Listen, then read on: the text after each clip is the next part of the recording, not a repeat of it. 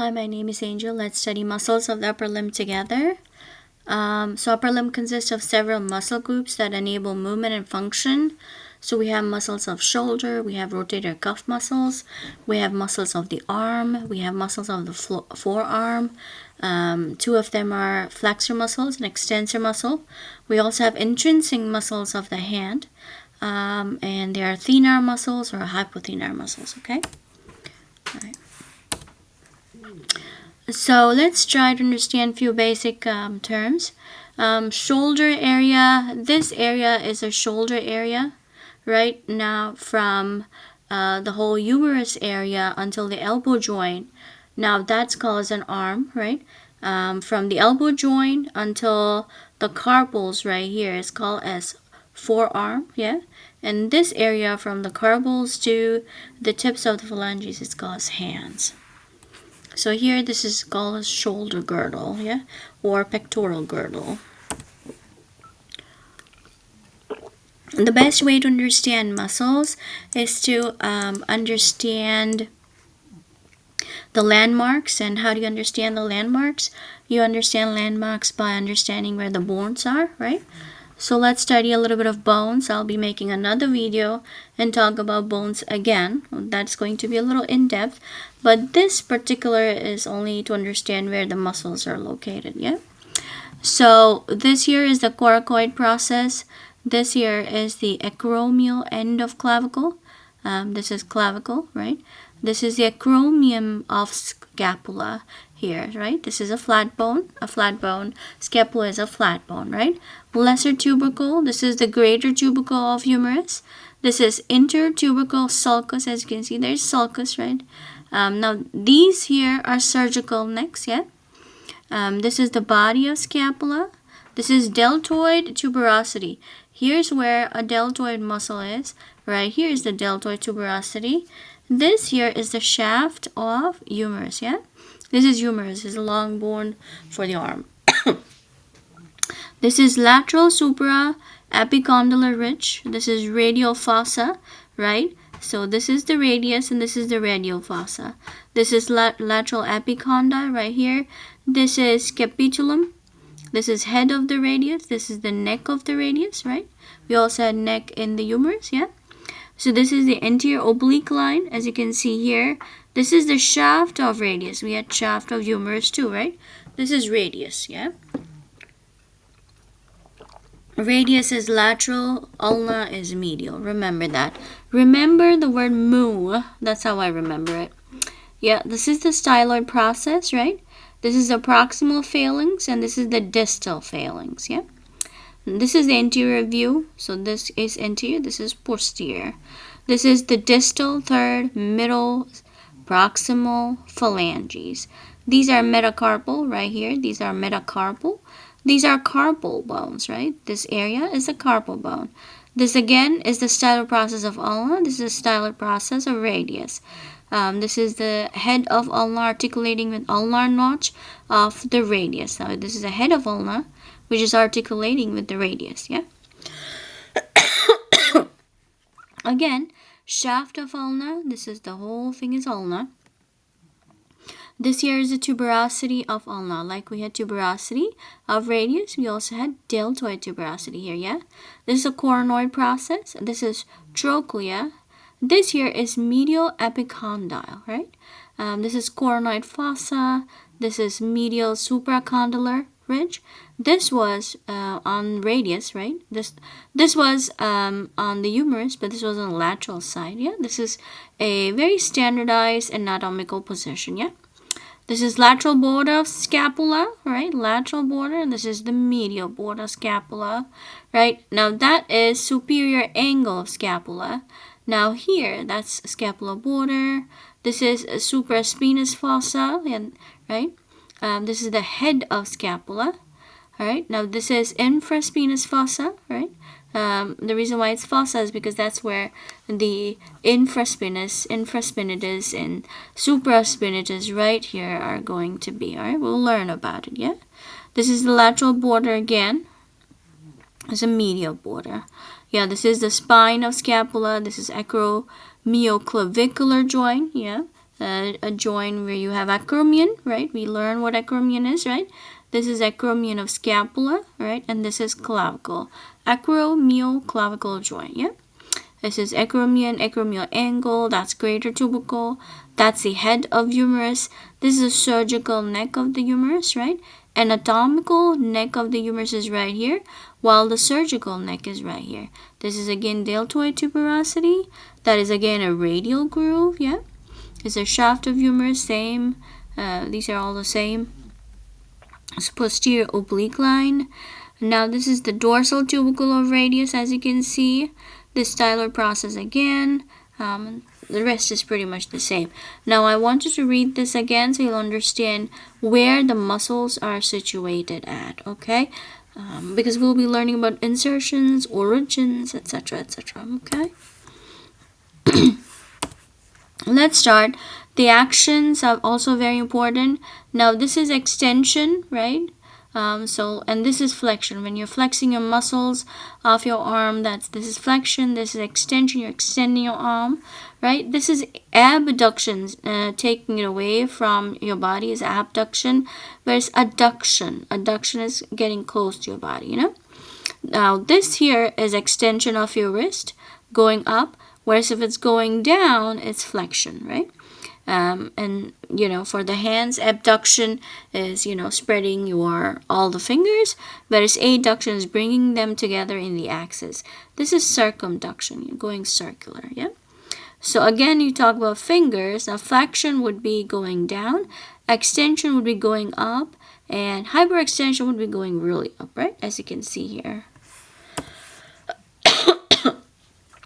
Let's start with shoulder muscles, and we'll have mnemonics wherever we can. Daring deltoid does diverse duty. So let's say this is deltoid, this little tiger here. And another tiger brother, we have one line here, and another line brother is Teres major, right? Daring deltoid does diverse duties. Tough Teres transfers tension, all right? So you can see both the brothers working. One is deltoid, one is Teres major, yeah? All right, so let's talk about the first role. That's deltoid, yeah? So origin of deltoid is lateral third of the clavicle, right? And we have clavicle here. Acromion and spine of scapula, right? So that's the origin. Insertion is deltoid tuberosity of the humerus, right? We saw where the deltoid tuberosity was, right? Somewhere here. Motor innervation is axillary nerve C5, C6, right? So axillary nerve will be going from the axilla right here. So that's the motor innervation. Sensory innervation, the axillary nerve also carries sensory fibers to the skin over the deltoid region, right? Deltoid region, remember, it's very easy. That's where the doctor gives you injections, right? Right here. That's when you're very scared, you're making faces, right? You can actually feel, injections and stuff like that, right? So a lot of people are scared, right? So remember this picture, and remember deltoid muscle is where doctors give us injections, yeah? Blood supply, deltoid and acromial branches of thoracoacromial artery, subscapular artery, anterior posterior circumflex humeral artery, and deltoid branch of deep brachial artery, right? Now we don't just have one side of the deltoid, we have the anterior, posterior, and the intermediate side of the deltoid, yeah? And that's why you have multiple arteries providing blood supply, yeah? Function is clavicular part, flexion, internal rotation of the arm. Acromial part, abduction of the arm beyond initial 15 degrees. The initial 15 degrees will be done by supraspinatus, which is one of the rotator cuff muscles, yeah? The spinal part, extension, external rotation of the arm. The deltoid is a powerhouse for upper limb movement. Imagine not having any muscle right here, just the bone. Well, it's not going to look good. B, it is going to have some serious impact on functions, okay? So deltoid is considered as a powerhouse of upper limb movement, playing a key role in lifting, throwing, and stabilizing the shoulder joint, yeah? All right, so muscles of the shoulder too, teres major. Now this here is teres major, right? As you can see right here, this is also a teres major. This here is teres major, right?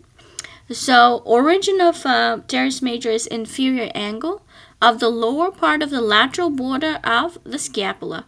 Lower part of the lateral border of the scapula. This is the lateral border. This here is the medial border. It's the lower part of the lateral border.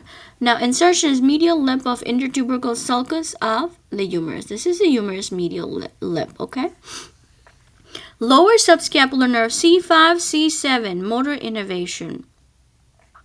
The lower subscapular nerve, C5, C7. Sensory innervation, no direct sensory innervation. Sensory fibers may come from surrounding nerves. So we don't really have any sensory fibers, but they may come from surrounding nerves.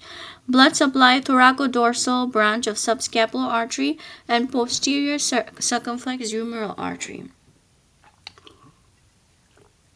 The function, extension, internal rotation of the humerus, assists in shoulder adduction and stabilization.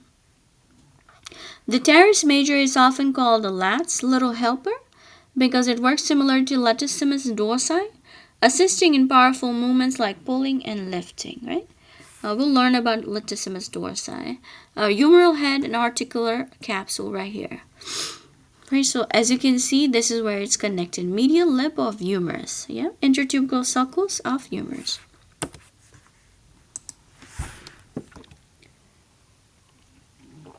So what are rotator cuff muscles, yeah? So remember the mnemonic, she sits by the river to think, okay? Supraspinatus, infraspinatus, teres minor, and subscapular. She sits, so just remember sits, S-I-T-A-S, right? Infraspinatus, teres minor, subscapularis. Rotator cuff muscles, number 1, and that's supraspinatus right here, right? Origin, supraspinatus fossa of the scapula, superior facet of greater tubercle of the humerus. Motor innervation is suprascapular nerve C5, C6. The supraspinatus name itself should tell you the motor innervation. Suprascapular nerve C5, C6. Sensory innervation, no direct sensory fibers may come from surrounding areas. Blood supply, suprascapular artery, a branch of thyrocervical trunk of subclavian artery, right? And sometimes dorsal scapula. It doesn't matter which side it is. It can be a left subclavian, it can be a right subclavian, right? Function initiates abduction of the arm, first 15, and then deltoid takes over, right? Stabilize the shoulder joint, keeping the humeral head centered in the glenoid cavity, yeah? So stabilizes the shoulder joint, keeping the humeral head centered, okay? Supraspinatus is crucial for control arm movements, especially in lifting and overhead activities, and plays a major role in rotator cuff stability, right? Rotator cuff muscles, number 2, and that's infraspinatus. Right below supraspinatus, we have infraspinatus. Origin is infraspinatus fossa of the scapula. Insertion is middle facet of the greater tubercle of the humerus, right? This is the greater tubercle of the humerus. Motor innervation, suprascapular nerve C5, C6, just like supraspinatus. No direct sensory innervation. Blood supply, suprascapular artery and the circumflex scapular artery. What is the function? External rotation of the arm at the shoulder joint, yeah? Stabilization of humeral head within the glenoid cavity, right? And that's exactly why we have a glenoid humeral joint, okay? The infraspinatus is essential for movements requiring external rotation such as throwing or positioning the arm outward, right? So infraspinatus is very essential for movements requiring external rotation, right? Excuse me. Teres minor. So this here is teres minor.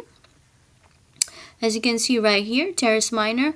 The one that we learned earlier, the shoulder muscle, that was teres major. That was going to the medial lip of humerus right here. It was going right from the lateral inferior border scapula directly to the medial lip. Now this one is teres minor. Origin, middle third of the lateral border of the scapula. This is middle third of the lateral border scapula. Inferior facet of greater tubercle. Inferior facet of greater tubercle of humerus. This is the greater tubercle. This is the inferior facet of greater tubercle. Right? Motor innervation is axillary nerve, right? Because that's where it passes from. The axilla.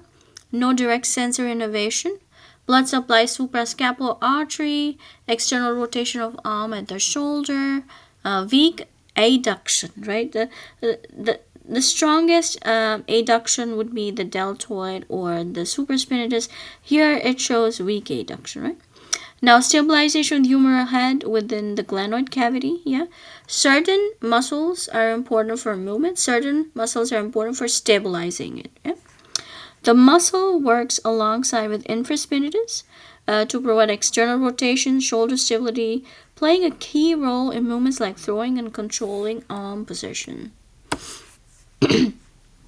So some muscles are used for, special functions. Another are just there to help them as levers, okay?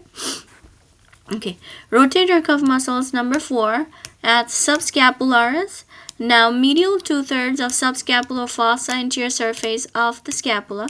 Insertion is lesser tubercle of humerus and the front of the shoulder joint capsule right here. Motor innervation, upper and lower subscapular nerve, C5, C6, upper trunk.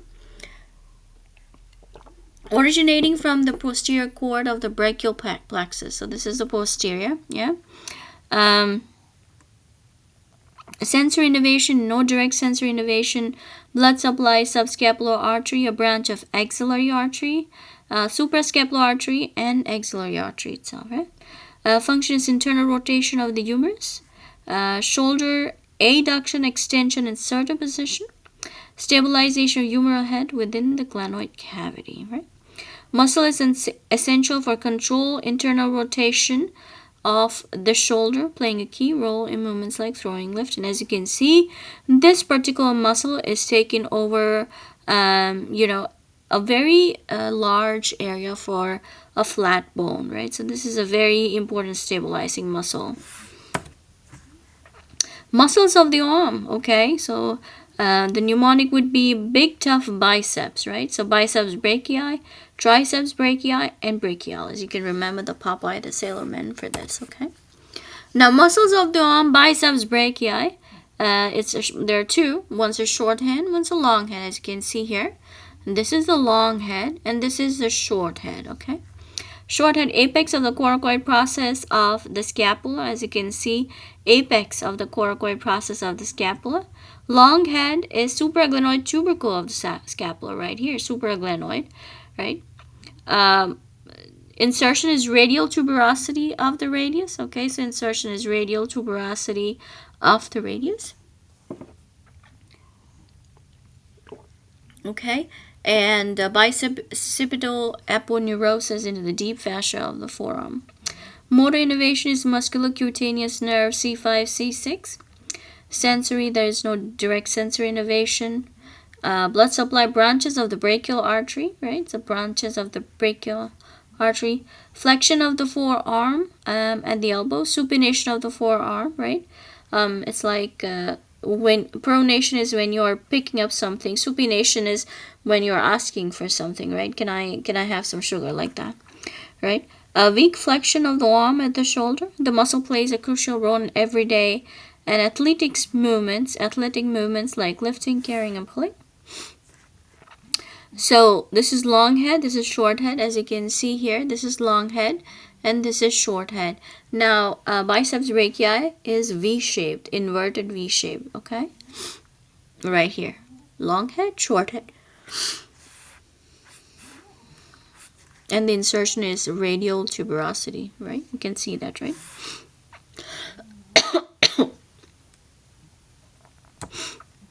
All right. Muscles of the arm. Second is triceps brachii. So the long head here, we also have long head, lateral head, medial head. This is the long head. This is the medial head, and this is the lateral head, okay? All right. So long head, origin is infraglenoid tubercle of scapula right here. Lateral head in origin is posterior surface of humerus, superior to the radial groove right here. Okay, posterior surface of the humerus in the back. Medial head, posterior surface of humerus, inferior to the radial groove. Again, medial head is right here. Insertion is olecranon of ulna and fascia of the forearm. Okay, so insertion is olecranon of the ulna, okay, and fascia of the forearm. Motor innervation is radial nerve C6, C8. There are no direct sensory fibers. The blood supply is deep brachial artery, superior ulnar artery, and collateral artery. Extension of the forearm at the elbow joint. Long head assists in extension and adduction of the arm and the shoulder joint. Helps stabilize the shoulder joint. This powerful muscle is essential for activities that require elbow extension, such as throwing, pushing, and lifting. So this is triceps brachii, long head. This is lateral head, right? So as you can see it here, this is the lateral head. This is long head, and somewhere here would be your medial head. Number 3, brachialis. Okay, so distal half of the anterior surface of the humerus. Okay, so this is the distal half. Okay, that's where the origin is. Insertion is coronoid process and tuberosity of the ulna. Insertion. Motor innervation is musculocutaneous nerve C5, C6 with occasional contribution from the radial nerve. There is no direct sensory innervation. Blood supply, brachial artery, radial recurrent artery, and sometimes branches from the superior and the inferior ulnar collateral arteries. Function is strong flexion of the forearm at the elbow joint. Acts as primary flexor of the elbow, working alongside with biceps brachii. The muscle plays a crucial role in lifting, pulling, and stabilizing the elbow, making it vital for everyday movements and athletic performance. Okay. Muscles of the forearm, the ones that are flexor muscles, flexor carpi radialis, flexor carpi ulnaris, and flexor digitorum superficialis. Okay, so flexing can really feel damn smooth. Yeah, so that's the mnemonic, right? Let's start with flexor carpi radialis.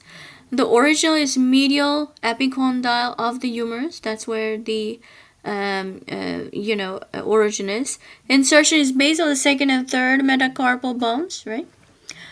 Because this is forearm now, so we are looking at elbow joint to metacarpal bones. Okay, right here. Okay. Basis of the second and metacarpal bones. Motor innervation is median nerve C6, C7. There are no direct sensory innervation. Sensory fibers may come from surrounding nerves. Blood supply is anterior, posterior, recurrent, ulnar artery, radial artery. So that's where the blood supply is. Function, flexion of the wrist and abduction of the hand at the wrist joint. The flexor carpi radialis is a part of superficial layer of the anterior forearm compartment, working alongside other flexor muscles to control the wrist movement. Yeah. So as you can see, this is the flexor carpi radialis. The name itself should tell you that it has something to do with carpals and the radius. So as you can see, it's coming right here. So flexor carpi radialis and flexor muscles. It already shows flexion of the wrist, right? Because that's where the insertion is. Abduction of the hand at the wrist joint. Okay. So this is flexor carpi radialis. It comes over right here. Okay. Right. Muscles of the forearm. Flexor muscle number 2. Flexor carpi ulnaris. The name should tell you it has something to do with carpals and ulnar. Okay. Humeral head, medial epicondyle of the humerus, right? Ulnar head, olecranon and posterior border of the ulna, okay? Insertion is pisiform bone, hook of Hammett, base of fifth metacarpal via piso-metacarpal ligament, okay? All right. Motor innervation, ulnar nerve, C7, T1, okay? Sensory innervation is no direct sensory innervation or sensory fibers. Blood supply is posterior ulnar recurrent artery. Ulnar artery is the one providing blood supply. Flexion of the wrist, adduction of the hand at the wrist joint. Flexor carpi ulnaris is the most medial of the superficial flexors of the arm and plays a crucial role in wrist movement, right? So here, as you can see, the one close to radius is flexor carpi radialis. Another one here, right next to ulnar is flexor, carpi, ulnaris. These are all this is primary carpal bone, this is secondary carpal bone, right? So this here, on your pinky finger, that would be like the flexor, carpi, ulnaris, right? And on the near the thumb, this is the radius, that's flexor, carpi, radialis, okay? Muscle of the forearm, flexor muscle number 3, flexor digitorum superficialis, right? So this is a superficial muscle, yeah? So origin is humero-ulnar head, right? Medial epicondyle of humerus, coronoid process of the ulna. Radial head, proximal half of the anterior border of the radius. Insertion sides of middle phalanges, digits 2 and 5, right? Motor innervation is median nerve C8, T1, right? So we are directly actually talking about the thumb, okay? So the number 2 and number 5, okay? As you can see, the superficial muscle, imagine how much of a control this should have on the wrist, especially, okay? All right, so there are no direct sensory innervation. Ulnar artery, radial artery, and the medial artery. Why? Because as you can see, it spans over all the digits, right? So ulnar artery, right? We have radial artery. We also have median artery right here. It goes right this. All right, so function is flexion of fingers at the metacarpophalangeal joint and proximal interphalangeal joints, digits 2, 5, right? So it provides flexion of the fingers at the metacarpophalangeal joints right here. And proximal interphalangeal, okay, so across here. This would be distal, this would be proximal. Assist in wrist flexion, right? So it assists in wrist flexion, okay? Flexor digitorum superficialis is the largest muscle in the anterior compartment of the forearm, playing a crucial role on finger movement. Okay, so muscle of the forearm, what are the extensor muscles? Remember the mnemonic radial extensions unleash digits, right? So these are the extensor muscles, yeah? So radial extensor carpi radialis, extensions extensor carpi ulnaris, and digits extensor digitorum, okay? All right, so extensor carpi radialis, again, this is a very long muscle. The origin is lateral supracondylar ridge of humerus, lateral intermuscular septum of the arm. Insertion is posterior aspect of the base of the second metacarpal bone. Motor innervation is C5, C8, that's a radial nerve, right here. C5, C8, that's a radial nerve. No direct sensory innervation. Blood supply is radial, recurrent artery, radial collateral artery, and radial artery, okay? So you can just note the radial right here. Extension of the wrist, abduction, radial deviation, right? So it takes a radial deviation, the spreading out of all the fingers, okay? Assist in effective hand gripping. So it's very important, gripping. And that's how we can actually write with a pen, right? Extensor carpi radialis longus is a part of posterior compartment of the forearm, working alongside other extensors to control wrist movements, yeah? Muscle of the forearm, extensor muscle number 2, extensor carpi ulnaris. Origin is lateral epicondyle of the humerus and posterior border of the ulna. The base of fifth metacarpal bone is the insertion. Motor innervation, posterior interosseous nerve C7, C8, a branch of the radial nerve. Sensory innervation, no direct sensory innervation. Blood supply is radial recurrent artery and posterior interosseous artery. Function is extension of the wrist, adduction of the hand at the wrist joint. Extensor carpi ulnaris is a part of posterior compartment of the forearm, working alongside other extensor to control the wrist movements, right? So the blood supply is radial recurrent artery and posterior interosseous artery, okay?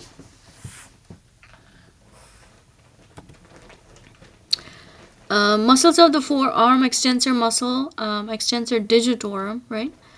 Lateral epicondyle of the humerus. Insertion is extensor expansions of digits 2 and 5. Motor innervation is posterior interosseous nerve C7, C8, a branch of radial nerve, right? There are no direct sensory innervation. Blood supply is posterior interosseous artery, radial recurrent artery, anterior interosseous artery. The function is extension of fingers and metacarpophalangeal and interphalangeal joints, digits 2 and 5, right? So as you can see, digit 2 and 5. So the important function is extension of them, right?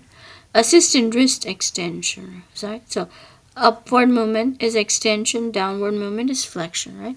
So these are extensor muscles. Number 3, extensor digitorum. Extensor digitorum is a key muscle in the posterior compartment of the forearm, responsible for finger extension and contributing to the wrist movement. Yeah. Interesting muscle of the hand, a thenar muscle movement, a mnemonic, right? Thenar muscle is the one right, below your thumb, okay? And hypothenar is right opposite to your thenar muscle. Flexing opposites, right? Flexor pollicis brevis, opposites is opponens pollicis. Flexing opposites, right? So this one right here is flexor pollicis brevis. This is completely opposite. This is opponens pollicis, okay? Remember that. Interesting muscle of the hand. Let's start with first thenar muscle, flexor pollicis brevis. Superficial head is the origin. Flexor retinaculum, tuberculum of trapezium bone. Deep head of trapezoid and capitate bones. Insertion is lateral aspect of the base of the proximal phalanx of the thumb via radial sesamoid bone, right? So flexor pollicis brevis is a part of thenar muscle group working alongside opponens pollicis and abductor pollicis brevis to control the thumb movements right here. Okay, this is opponens pollicis. This is flexor pollicis brevis. Okay. The motor innervation is recurrent branch of median nerve C8T1 right here. Deep head, deep branch of ulnar nerve C8T1. So we have two motor innervation. Sensory innervation, no direct sensory innervation. Sensory fibers may come from surrounding nerves. Blood supply, superficial palmar artery, Princeps pollicis artery, radialis indicis artery. Function is flexing of the thumb at carpal, metacarpal, and metacarpophalangeal joints. It also assists in thumb opposition. Okay. Opponens pollicis muscle right here, right? We saw here a pollicis brevis muscle was present. Now we have opponens pollicis. Okay. All right. So. Origin tuberculum, tubercle of trapezium bone. Flexor retinaculum. Insertion is radial border of first metacarpal bone, right? This is the radial border of first metacarpal bone, yeah.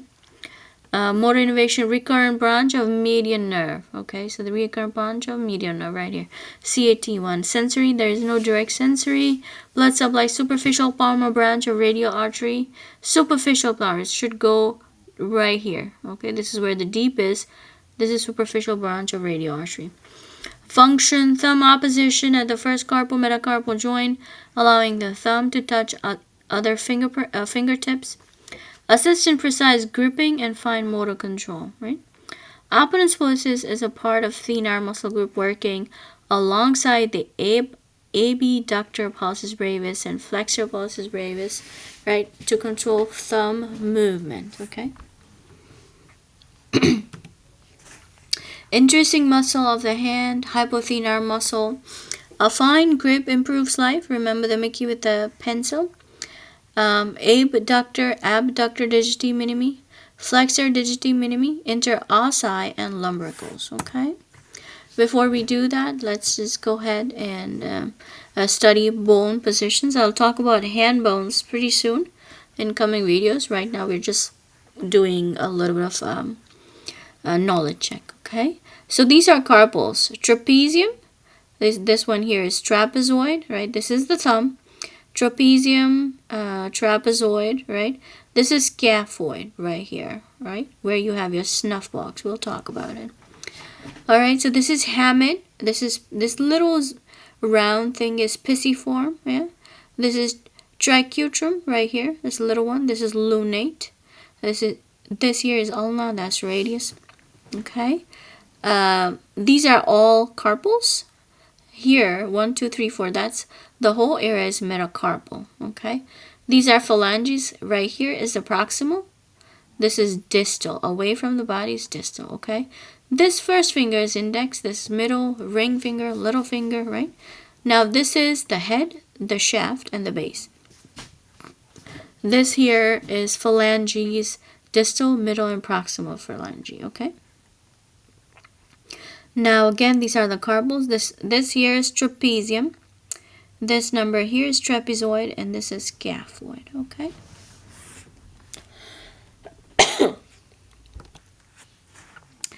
Abductor digiti minimi muscle right here on your pinky finger. Okay. Pisiform bone right here. We have a pisiform bone, right? Like little circular one. Pisohamid ligament right here. And tendon of flexor, carpi, ulnaris, right? Insertion is ulnar side of the base of the proximal phalanx. This is ulnar side. Of the fifth digit, the pinky finger, extensor, expansion of the fifth digit. Right? Motor innervation is deep branch of ulnar nerve, right? C8T1. Sensory innervation, no direct sensory innervation. Blood supply is palmar branch of ulnar artery, palmar-digital artery, and superficial palmar arch, right here.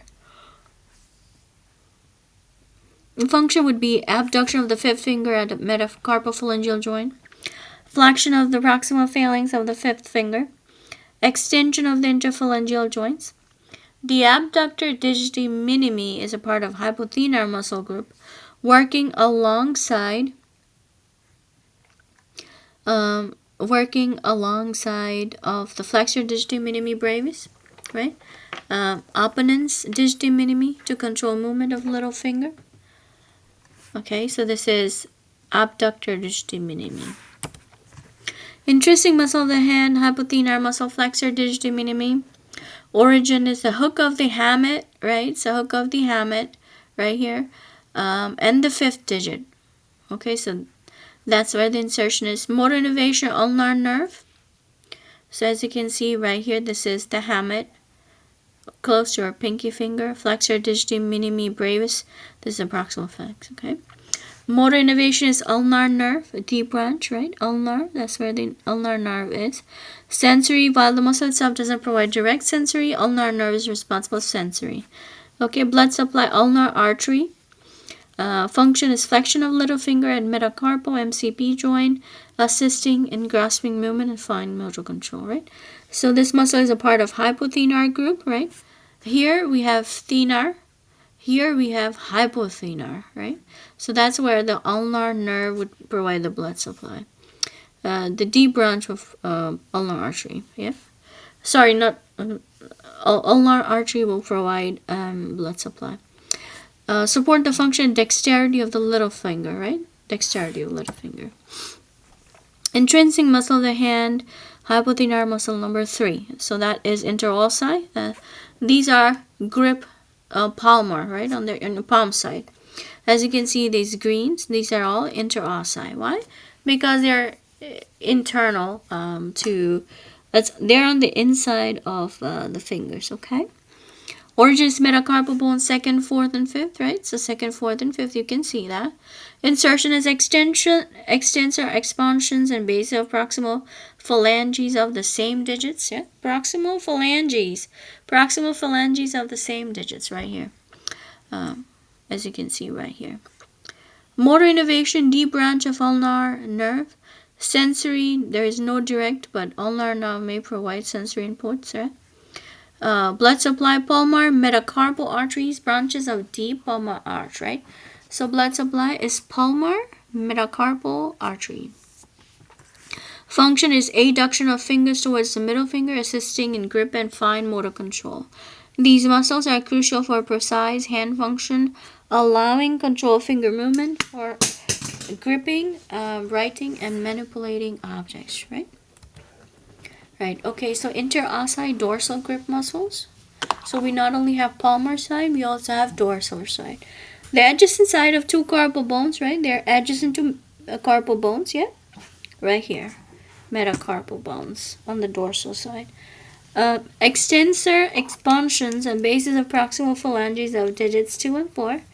Motor innervation is deep branch of ulnar nerve. Sensory innervation, like the palmar interossi, sensory input is provided by the ulnar nerve.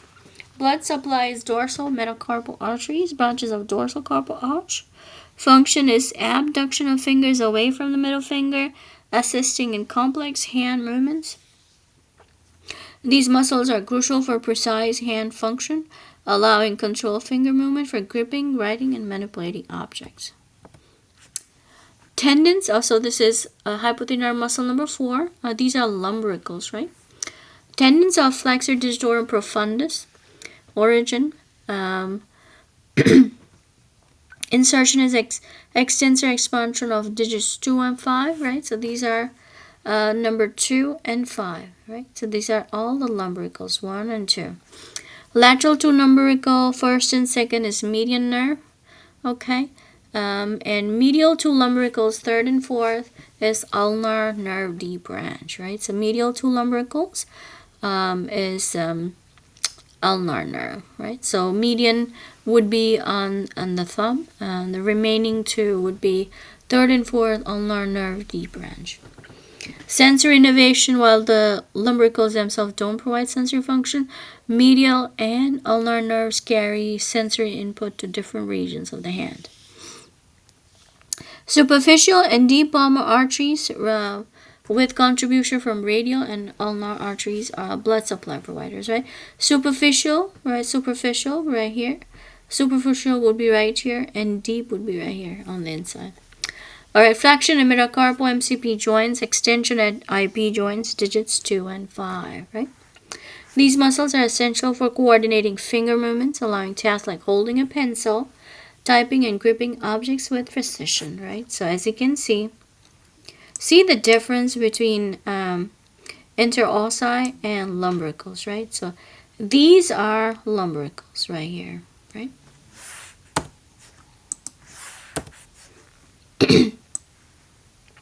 We just said something about the snuff box. So this is where you have your snuff box, yeah? And now the anatomical snuff box is a triangle depression located on the dorsal aspect of the wrist, especially at the base of the thumb. So this is the base of the thumb. A lot many people don't really have it. Yeah, yes. So as we evolved, I think snuff box itself kind of dissolved. A lot many people no longer have it. I don't have it. You can go ahead and check if you have a snuff box or not. Okay. It's named after the traditional use of this area to hold powdered tobacco for nasal inhalation. The boundaries of snuff box are defined by the tendons of 3 muscles. External pollicis brevis, right? So this is external pollicis brevis, right? And that's a tendon. And we have abductor pollicis longus, right? So we have abductor pollicis longus right here. And extensor pollicis longus right here, extensor pollicis longus. The floor of the snuff box is formed by the scaphoid and trapezium carpal bones, right? So they're formed by the scaphoid bones and scaphoid and trapezium carpal bones. So these are all the carpal bones, and scaphoid and trapezium kind of forms the flooring for a snuff box, right? So this is the radiality, first dorsal interossi, extensor pollicis brevis, abductor pollicis longus, and this here is a cephalic vein. So if somebody asks you what's the floor, you can say a scaphoid and trapezium, right? If somebody asks you what are the boundaries of snuff box, you can say external pollicis brevis, abductor pollicis longus, and extensor pollicis longus, okay? Cubital fossa, now this is also very important, yeah, most of the times whenever we go for drawing blood, for any blood work, for employment, for education, cubital fossa is the place where, the nurse would actually draw blood from, okay? The cubital fossa is a triangular depression, it's right here, okay? Depression on the anterior side of the elbow joint, right? So if this is your elbow, this is where the triangle would be. Marking the transition between the arm and the forearm. It's also sometimes referred to as the antecubital fossa. Understanding its anatomy is clinically important, particularly for procedures like blood draws, catheter insertion for identifying brachial artery for pulse measurement, right? This is exactly why a doctor would actually put a stethoscope and try to listen to your heartbeats, right? So as you can see, this is brachial artery, biceps brachii, radial nerve, that's brachioradialis, and this is the radial artery, ulnar artery, median nerve, and pronator teres right here. If you want to remember cubital fossa, you can use the mnemonic. My brother throws red parties. Median nerve, brachial artery, tendons of biceps brachii, radial nerve, posterior interosseous branch. Okay, so right as you can see, this is the cubital fossa is like a triangle. Okay, so this is distal biceps tendon. This is ulnar artery. This is median nerve. This is brachial artery, or this here, and that's the artery they use for measuring, the heartbeats, drawing blood, etc., etc. Okay. All right. So that was this was what your muscles of your arm, forearm, hand, snuff box, and cubital fossa. We also studied a little bit of bones, for the arm, forearm, hands, So in the future, I'll be creating videos about arteries, veins, and nerves. We'll also talk about brachial plexus, and we'll also talk about bones. Okay, so thank you.